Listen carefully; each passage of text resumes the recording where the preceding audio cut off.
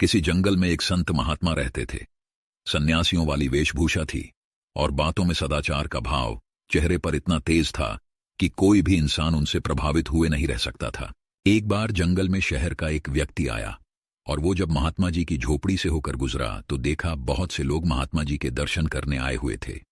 वो महात्मा जी के पास गया और बोला कि आप अमीर भी नहीं हैं, आपने महंगे कपड़े भी नहीं पहने हैं, आपको देखकर मैं बिल्कुल प्रभावित नहीं हुआ, फिर ये इतने सारे लोग आपके दर्शन करने क्यों आते हैं। महात्मा जी ने उस व्यक्ति को अपनी एक अंगूठी उतार के दी और कहा कि आप इसे बाजार में बेच कर आएं और इसके बदले एक सोने का माला लेकर आना। अब वो व्यक्ति बाजार गया और सबकी दुकान पर जाकर उस अंगूठी के बदले सोने की माला मांगने लगा। लेकिन सोने की माला तो क्या, उस अंगूठी के बदले कोई पीतल का एक टुकड़ा भी देने को तैयार नहीं था। थक हार के व्यक्ति वापस महात्मा जी के पास पहुंचा और बोला कि इस अंगूठी की तो कोई कीमत ही नहीं है। महात्मा जी मुस्कुराए और बोले कि अब इस अंगूठी को पीछे वाली एक गली में सुनार की दुकान पर ले जाओ। व्यक्ति जब सुनार की दुकान पर गया तो सुनार ने एक माला नहीं बल्कि 5 माला अंगूठी के बदले देने को कहा।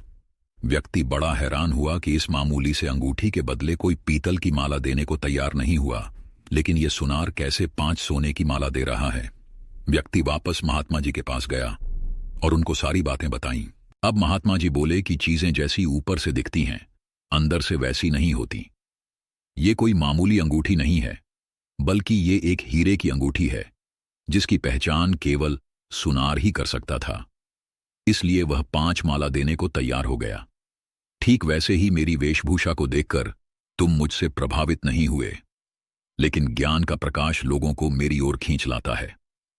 व्यक्ति महात्मा जी की बातें सुनकर बड़ा शर्मिंदा हुआ। शिक्षा, कपड़ों से व्यक्ति की पहचान नहीं होती बल्कि आचरण और ज्ञान से व्यक्ति की पहचान होती है।